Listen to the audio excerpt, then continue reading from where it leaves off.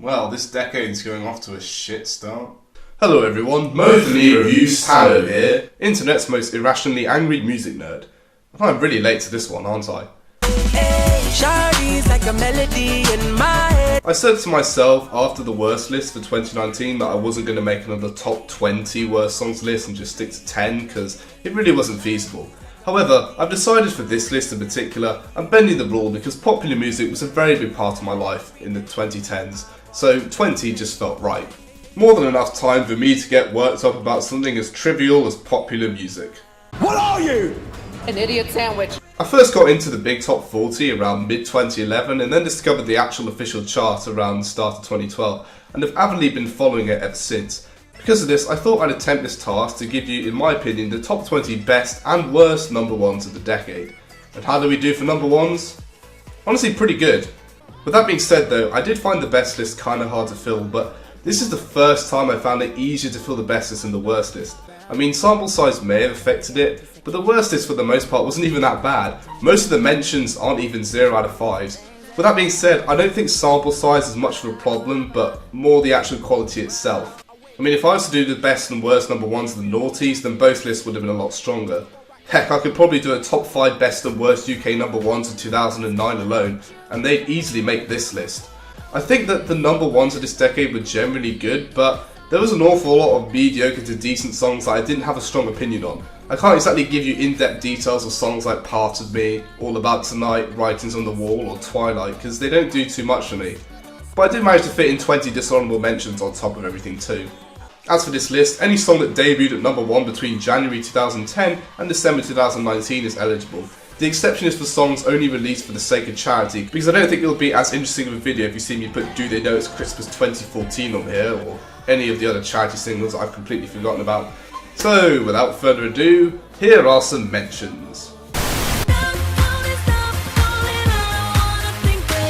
Lady Gaga is my mum. I fucking love her. If it wasn't for her, I would not be here talking to you today, because I actually used to hate pop music until I got the Fame Monster Deluxe album and an iPod for Christmas, and it was all I listened to for 6 months. This song isn't even that bad, but of the 7 tracks of the original Fame Monster album, it was the worst. I get why she released it as a single because Beyonce is on it, but she really doesn't add anything.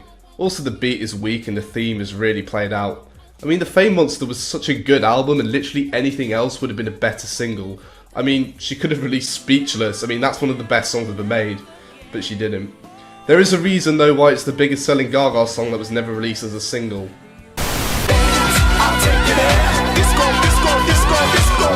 One thing Dizzy Rascal was great at was being able to make corny songs like Bonkers and Holiday, but not have any of the stink come off him. Fair to say that didn't happen here, because jeez, this song is lame. Not that surprised his career started falling off soon after this.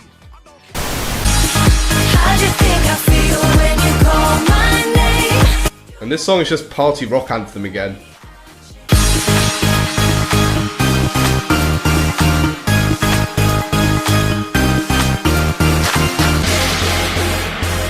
Cookies on like this. Party rock!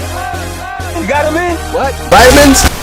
I'm the cat with the bass and drum, going around like bum bum bum. What's grooving? I'm moving. I brought a pie in my pocket, and I am a spin. I'm so cool and I'm so groovy when I go bum bum bum. Blowing up in the dark and the night, and so I go oh ah ah ah ah. Just fucking kill me. What you doing to my head? Na na na na. Should be Oh yeah, the Saturdays were a thing. Somehow this boring song hit number 1, and it's probably bad enough to make the actual list if I cared enough to talk about it. Oh fuck no, I forgot, Sean's on this. Hey girl, the time is wasting, give it. I legitimately can't stand this man. Nobody can drag me down. Am I insane or is this really bad? I think I might just be insane.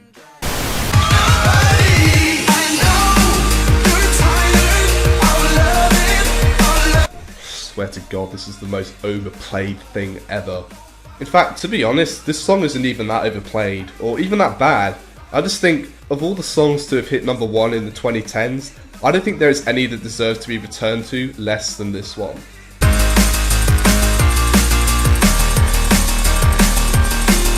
mean, the first time you hear it, it's good. Takes the tolerable part of a weird Kanye West song and turns it into a drum and bass track. That's a great idea. But after you listen to the track once, you've gotten everything the song offers. There's nothing to offer once you've heard it once before because of how overemphasized, simple and predictable the production is, or for how long and played out the song is as a whole.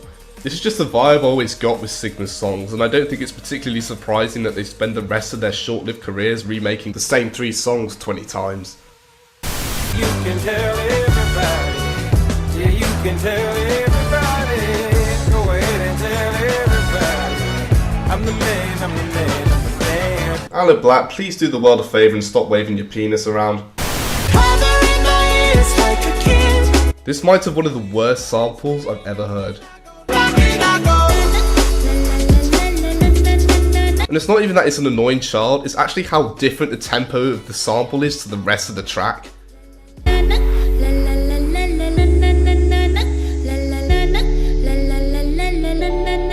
The sample is ever so slightly behind the beat, and for every new bar, Naughty Boy really sloppily places it back on the beat. That's why the first note of the bar sounds so awkward.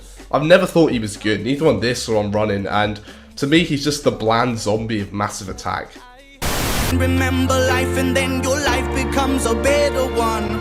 I made a man so happy when I wrote a letter once. I wrote a letter!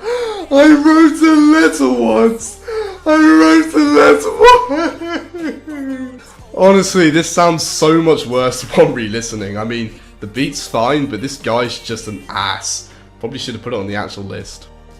Okay, more later, but for now, the top 20 worst UK number 1s of the 2010s. Number 1 is Someone You Love by Lewis Capaldi. I was getting kinda used to being so. I mean, if you seriously thought it was going to be anything else, or if I was going to talk about it again, you are wrong. So I guess this means that this is the top 21 to 2 worst UK number 1s of the 2010s. Doesn't really have the same ring to it. Whatever. Number 21. What the fuck? I wanna dance by water beneath the mix. Should have titled the song Are You Bored Yet?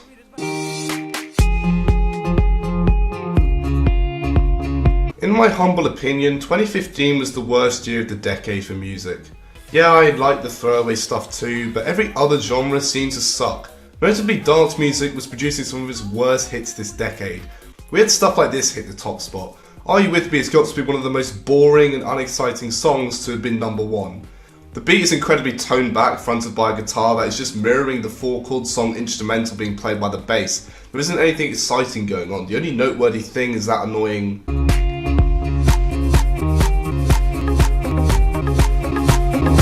Are you? which is so awkwardly out of place. I wanna dance by water beneath the Mexican sky. The thing that really hurts the song is its repetitiveness. The original Are You With Me by Easton Corbin is a good song, so I don't know why this Muppet thought just looping the same opening 4 lines again and again and again was a good idea. And it makes this song feel so much longer than it actually is, which is saying a lot, being that it's definitely one of the shortest number 1 songs of all time, clocking in at only 2 minutes and 16 seconds. But honestly, it feels like another 2 minutes extra because of how repetitive this shit is. And the thing is, I actually don't mind repetition if something noticeable in the beat is happening that allows you to distract from it. That's the reason I realised why I like The Weeknd's Heartless so much more than other people, because despite how repetitive the chorus is, there is always something new added to the track for every bar, and the production is pretty in your face about it. This isn't the case here because the vocals are put up right front and centre, and the beat is so dead that when any change does happen, it's not enough to distract me from how inane the repetition is. Are you with me? Are you with me?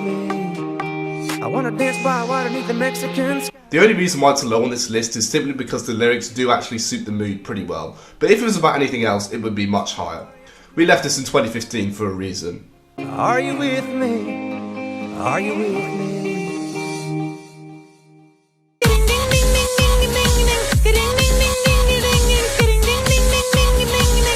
What the fuck? Oh no. Willie! My boy! Willie! Why Willie? Had the time of my life. Will.i.am's presence in the early half of the 2010s was fine if you ask me. He had several hits, some of them were fine. It's My Birthday was fine. Scream and Shout was fine-ish. This Is Love would have been fantastic if the lyrics weren't shit. That Powers instrumental is perfect, don't at me. But there are some things he made that I flat despise. This song, however, isn't exactly the worst, and I am lighter on it than a lot of others. It remains low on this list mainly because I do love I've Had the Time of My Life, and I find this chorus pretty enjoyable. And also maybe it's because of all the bass line I was force-fed by all my fuckboy friends when I was 15, but the drop doesn't sound too bad for me, just more utterly random. Dirty bit. The build-up sounds nothing like the drop. It might as well be.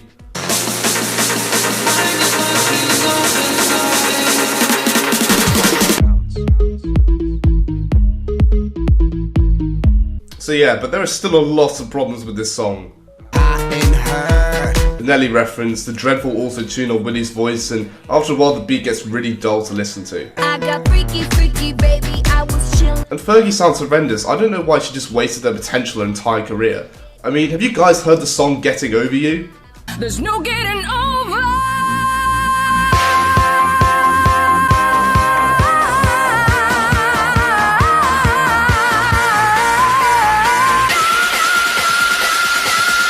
With my ladies, I didn't come to get bougie, I can hear. What a waste.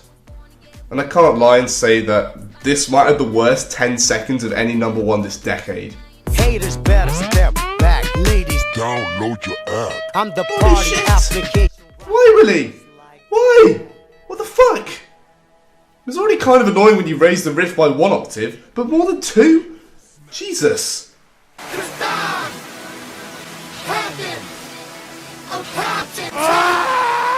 Goodness me, I wonder what Willie's going to be like this decade. Ow, ow, ow, no, ow, ow, no, stop it, somehow, ow, Dirty bit. What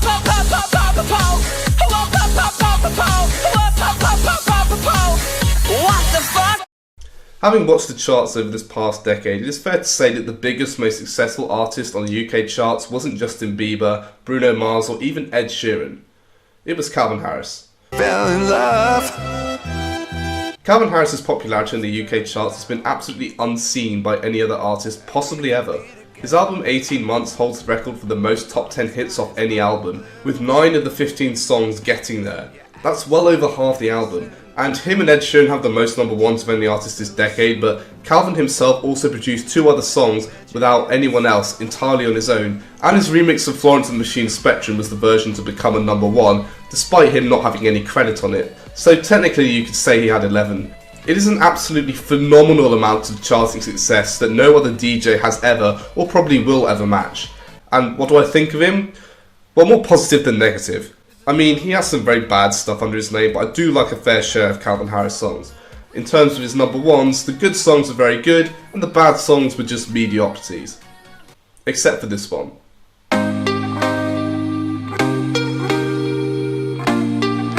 Although I'm not saying that Calvin Harris is the problem here. Well, actually, okay, there is something. The drop is... I don't want to say bad, I guess jumpy, but actually it's more that if I wanted to listen to Sweet Nothing, I'd just listen to Sweet Nothing. I mean, the synth tone is pretty similar, and honestly this song is a lot better, but also the execution of the drop is phenomenal. So I'll put my faith in something unknown. As it starts, you got this drum fill that starts off quiet and gets louder and goes on for a while. It's hard to love. You have Florence Welch getting more and more angry and invested at the subject matter. The synth in the background just gets louder, and then all the raw emotion of the lyrics explodes into a fantastic aggressive drop. It's great stuff. But here the build-up is completely undercut. The riff gets quieter, and then the drum fill just stops, leaving this blank empty space before the drop, and when it comes in it's like a slap in the face. But no, this isn't the reason why this song is here. Now let's talk about John Newman. Whilst not enough personality is often criticised, I personally think having too much can be a problem too. The prime example of this is Cardi B. She has a lot of presence, but honestly too much, and because of that, it sometimes means that she comes off more obnoxious than her boring husband's family, even though a lot of what they're saying is practically the same. Similar for John Newman, although what doesn't help is that his songs give exceptional tonal whiplash. The first hit of his was a song basically about him trying to win an ex over despite the fact he's presumably cheated on her, but he then followed it up with a song called Cheating, where he trashes an ex for cheating on him with other men, and he literally says, But I would never cheat on you. "Sure you wouldn't." And the tonal whiplash continues with Blame, another song where John Newman cheats on his girlfriend, and like a true gentleman apologises to the girl and accepts his forthcomings. Guilt is burning, inside I'm hurting. So what's the problem here? Why is this on the list? Well, because he doesn't. He doesn't accept his own actions. Blame it on the night. Don't blame it on me. Don't blame it on me. Blame it on the night.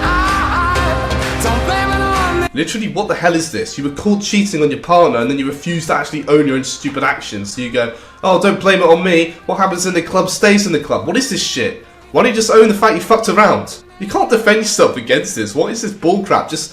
Can't you see it? I was manipulated. I had too little through the door. I had no choice in this. I was the friend she missed. She needed me to talk, so blame it on. Okay, so it was against your will. No, it clearly wasn't. I mean, if it was, the song wouldn't be constantly trying to tell us to blame it on the night, and instead will paint the cheatee? Instead will paint the cheatee as the person he's really blaming, not the night, for goodness sake. I mean, this is ridiculous. Is he deliberately trying to paint himself as an arsehole?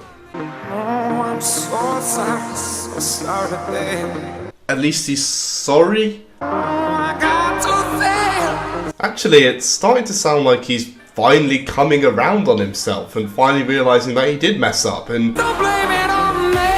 Don't blame it on me. Oh, for Pete's sake. You fucked up, blame it on yourself, take it, I know you love her, but whatever, cheating is cheating. What is this crap? Why does this song exist? Why did it even go to #1? It's ridiculous, it's absurd. Blink an egg. Hockey, hockey, hockey, ho. Hockey, hockey, hockey, ho. Hockey, hockey, hockey, ho. What the fuck? This is going to sound weird, but in making this video I realised that I don't actually like Ellie Goulding. Oh, wish I had a river. Bit of an odd artist to not like, right? I mean, I don't really mind her voice or think she's untalented. I just don't like a majority of her singles. I mean, take this song, absolutely awful. Worst hit song of 2012. Okay, second worst then. God damn it, Willie. But no, this is a slow, thudding, empty song about literally nothing. Doesn't help that she remade the same song almost a year later. Gonna let it burn, burn, burn, burn. We gonna let it burn, burn. Granted, it's actually about something and it doesn't sound as bad, but it still kind of sucks. I'm a lot less critical on dancehall than most people, but I sort of realised the one thing I hate is when it's mixed with these 2010 style synthesizers. It emphasises how stilted and bad the mostly four chord song beat is. Now, I'll admit that I didn't have this criticism over Ed Sheeran's two dancehall sellouts, which were admittedly pretty stiff. But Shape of You had a strange vocal melody that played off the beat well enough to emphasise certain different rhythmical ideas. And whilst I Don't Care was admittedly also very stiff, it wasn't a song about partying unlike Burn. No, we just wanna be right now. So I can't actually imagine anyone dancing to this because the rhythm is so overpronounced and stiff. Also, the Ed Sheeran songs have a variation of instruments to keep the song interesting. There's pianos, vocal loops, a soft lead, a marimba, some percussion riffing on the guitar, pizzicato strings, different percussion sounds, etc. This leads to quite a rich and varied enjoyable sound, but on Burn, everything is super processed and not very varied. All it is saw synths and two different keyboards, and most of the mix is just percussion, and it's just playing the same rhythm the whole time. There's also some other things like pianos and strings, but they're either exceptionally underused or sound indistinguishable from all the synthesizers. It's just an exhausting listen, but really, it's Ellie's vocals here that sound really bad. Goulding is great at selling soft and emotional ballads because she has this very gentle, comforting voice, but she's absolutely not suited for this overproduced dance pop trash. There are as many vocal effects on this song as there are seconds. Oh wow, that's a very nice, totally not obvious pitch correction there. You know, when you raise the pitch of a track, it's really obvious that you're either too lazy or cheap to go and actually record the vocals for another take. Ryan. So you know how, like, when you say a word enough times it starts to sound like a meaningless noise?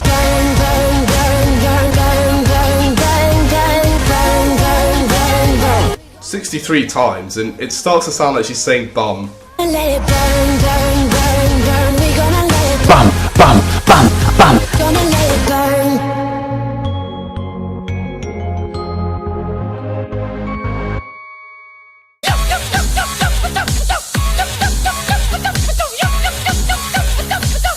What the fuck?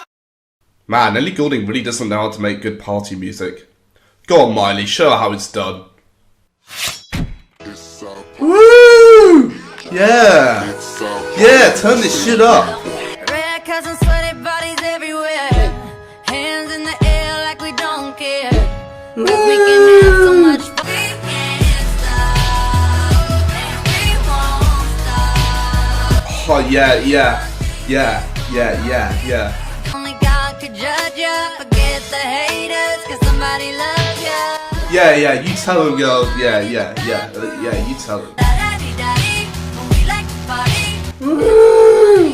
Oh man, this is so lit. This is so lit, fam. We all so turned up here, getting turned up. I'm just loving this shit. This shit is so fucking wicked.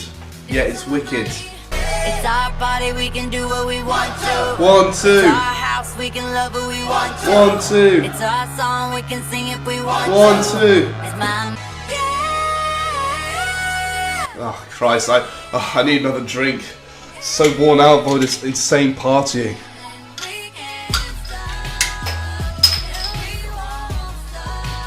Woo! Don't take nothing from nobody. Yeah. Oh, it's fucking sick.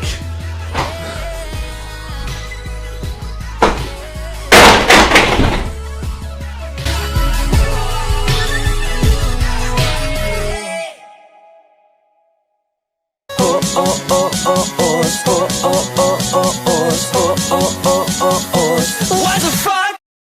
If you haven't followed the UK charts as in detail as I have, you might be surprised by some of the strange cases of certain songs doing way better over here than you might have imagined. For example, the only song Kesha ever had to top the charts was We Are Who We Are. TikTok only reached number 4. Or how the biggest selling song of Trey Songz's career, who only managed to get 3 top 40 hits, the other 2 barely stayed around for any time, was a song that never touched the Billboard Hot 100. However, one of the most bizarre cases of this happening was that this song right here didn't hit number 1 in America, but somehow went to number 1 over here. This is my fight song. Take back my life song. Hey, remember that time when I said that this was better than This Is Me? Nope. In fact, I'll just be brutally honest here and say that, okay, I've absolutely nothing to say about this song. Like, absolutely nothing to say, so, next song.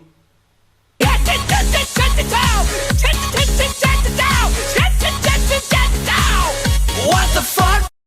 When you look at the artists with the most number ones this decade, Calvin Harris and Ed Sheeran lead with 8 songs credited to their names. Then after them, the artists who received 7 number ones were Justin Bieber, Sam Smith, Tiny Temper, and Jess Glynn. Oh! I hope someday. The fact Jess Glynn of all people is responsible for the most number ones of any solo UK female act is just a complete travesty. And I feel weirdly alone in my hatred towards her music. Like, yeah, she's a good singer, so what? The fact she's a good singer doesn't excuse the fact that she's been remaking the same radio-friendly I love you and I'll always be there for you song her whole entire career. And whenever she doesn't make shit like that, such as Right Here and Take Me Home, they don't receive nearly the same amount of chart and radio success. So, which Jess Glynn song to pick for the list? Rather B, the song that kick-started her career and was also another track about being there for a person? Nah, Clean Bandit's production is genius enough to save it. Don't Be So Hard on Yourself? Nah, that one's too boring to really care about. Hold My Hand? Ooh, that was a bad one. The mix of pop and dance on that song created the dullest sound, which is pretty much ubiquitous in 2015. But no, if I'm to pick a Jess Glynn song for this list, I'm gonna have to go for the one where she fucks up the thing she's good at. Singing.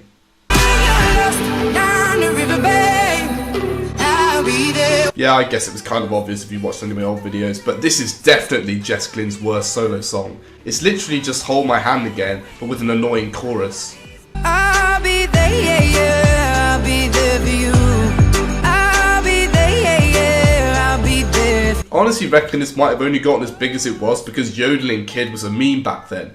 all on top of an instrumental that just has the note G played on every single beat of the bar, and what sounds like very out of place, over-processed dubstep drums, and lyrics that even for Jess Glynne standards are plain as fuck.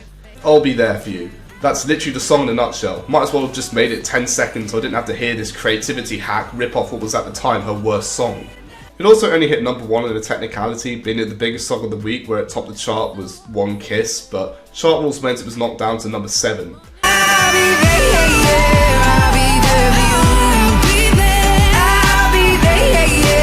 It is a terrible, terrible song. Unless Jess Glynne actually changes her style and stops remaking the same fucking song 20 billion times, then we should leave her in the 2010s where she belongs. Never be alone, I'll be there for you.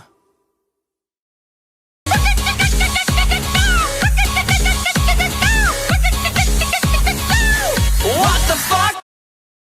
Let's Marvin Gaye and get it on. But a lot of you were surprised this hit number 1, eh? Me too. I'm going to be honest, for the longest time I wasn't going to put this on the list because after the Blurred Lines case, this song being released felt like the perfect middle finger to the gay family for the joke of a court case that messed up copyright rules to this day. But turns out that Let's Get It On is a credited sample here, which means that they probably greenlit this song and they thought it was an actual good ode to Marvin Gaye's music, which makes me like the song even less than I did before.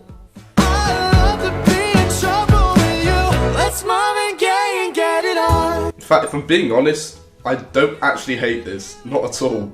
But there is no other song I can think of that is irredeemable to the extent of being hilariously unself-aware as this song. Just like they say in the song, till the dawn, let's Marvin Gaye. Look at this chorus. It's a series of really bad puns on different names of Marvin Gaye songs, which I guess fits the vibe that we're going for as the least sexy sex song ever. I mean, forget Knockin' Boots, Yummy, even Sweetener. Okay, maybe not Sweetener. But aside from that, this is easily the least sexy sex song ever made. I mean, if you can call it a sex song. But there is a bit in the chorus where they're literally singing about their orgasms. You got to give it up to me. I'm screaming mercy, mercy, please. That's comedy fucking gold there. I just find this hilarious. Who would want to fuck to what sounds like their grandmother's 60s vinyl collection? I mean, seriously, even if you've never had sex before, try and imagine having sex with a really hot partner whilst this is playing in the background. Because honestly, I can't. The song's just too fucking funny. And if you couldn't think it'd get less sexy, somehow it does.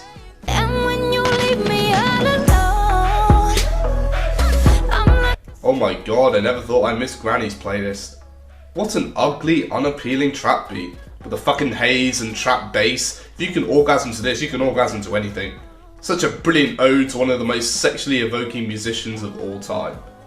But I think the funniest thing about this whole song is the music video, where people are straight having sex and threesomes because Charlie and Megan are up here and oh god, this song is so sexy it just makes people want to fuck each other. That one scream from the person at the beginning of the music video has 10 billion times more sexual appeal than the entire song. Let's Marvin Gaye and get it on. Yeah, well how about you Stormzy and shut up? The only thing I can think of that's lamer than this is Spotify skipping ads. But the one positive I can give Marvin Gaye is that it inspired probably the funniest joke I've ever seen in the entire music reviewing community. I'm still not convinced that either of these people know what a penis is, but the answer is of course themselves. Missing you, JP. Hope you're doing well.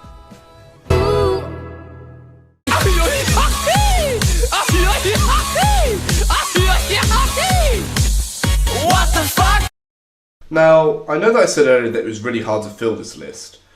The thing is though, that was for a full top 20, because from this point onwards, every single song I truly, truly hate. So much so that Funky Friday is only number 13. Who's that girl in a line with a big behind that's looking all tempting? Yep, the 20th worst song of the whole of 2018 didn't even make the top 10. 550 on trainers. Oh Dave, oh how this being your highest charting single is an utter travesty. Talk online, saw you on the road doing. To me, Dave is basically our answer to Drake. He's an interesting artist who's had a wide variety of songs with a wide range of quality. Also has strange views on women. I definitely don't dislike Dave, I'm always curious to see what he does next, but Funky Friday has one of the most awful hip hop instrumentals I've ever heard.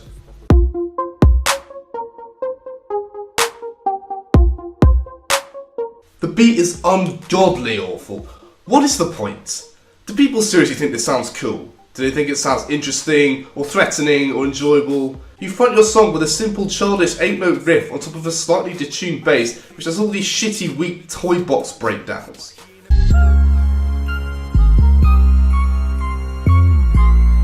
I mean, do people seriously think this sounds awesome? Or anything other than shite? And why does Dave sound as bad as he does? It sounds like he's trying as hard as possible to make every word stand out. Island girl amazing, could be Bayesian, Trini or Haitian. She got a bag with flowers. We can hear you properly, dude. And like I said in the year-end ranking, the lyrics aren't as bad as I remembered. They're still bad though. Come through like Funky Friday. And first of all, what the hell does Funky Friday even mean? Isn't funky a kind of uncool, dated word? Then again, this song's instrumental is exceptionally uncool, so I guess there isn't anything up with that. At this age, how are them man still hating? My man thinks being 20 is too old for people to hate him. That's fucking stupid. We come through like Funky Friday and have all your man them skating. Dave, you're about as threatening as a garden snail. No one is scared of you. I'm talking about running their legs. My youngins in country. Nice trip with Flo, Fredo. Wanting to be American much? I'm ducking your wife, I'm ducking the feds. Oh, please. You're here to tell me that the auto-corrected word for fucking is an actual slang term for fucking. Are you serious? Heard you got a girl going DM you. If I DM'd you, what she DM me? Yeah, because that's how it works, isn't it? Now if I go ask that chick for a snap, I could bet money she's giving me that. Getting someone to Snapchat is not a brag. It's about as much of a prelude to sex as brushing past someone in the street. If you said something like, I'm gonna get pics off this girl, that would at least be something. But I'm pretty sure any half-decent person would give you their Snapchat on a night out. She's probably just being polite. Doesn't mean they're gonna want to start fucking you. Heck, it doesn't even mean they want to start probably talking to you even. UK rap deserved a better number 1 in 2018 than Funky Fucking Friday.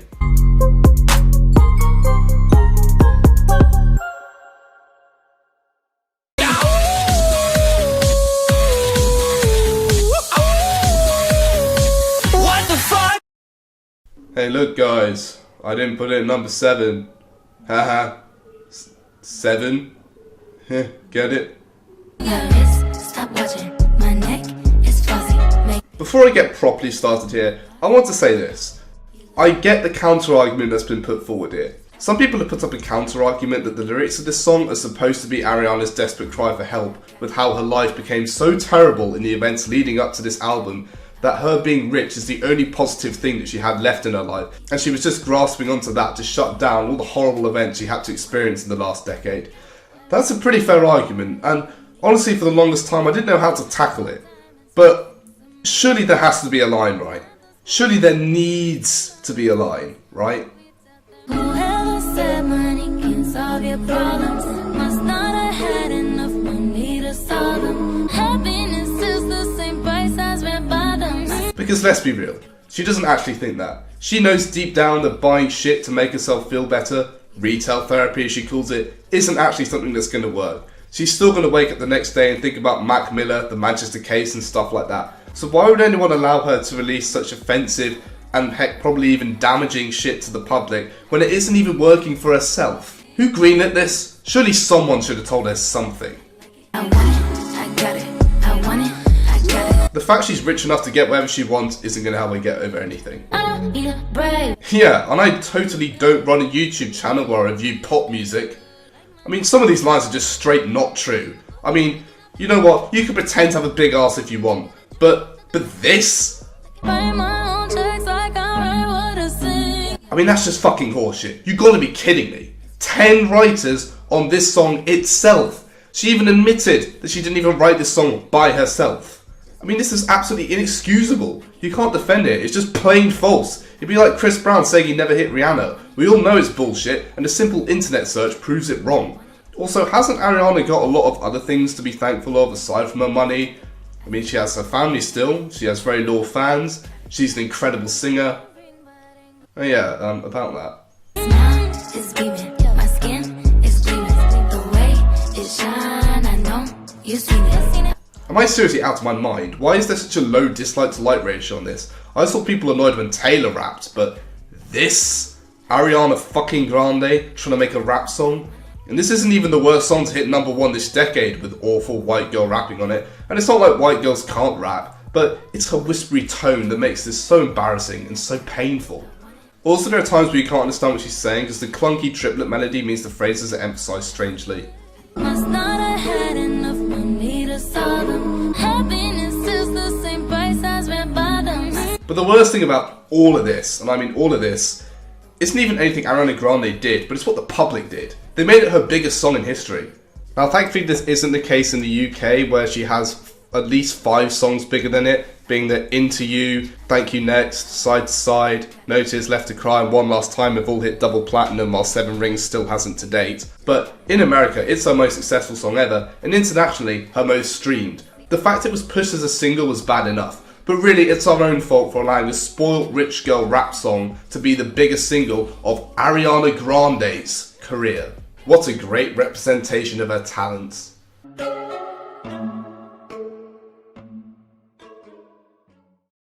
Thank you guys for tuning in and watching this video. I'll make sure I'll get part 2 out someday, and I'll see you all around.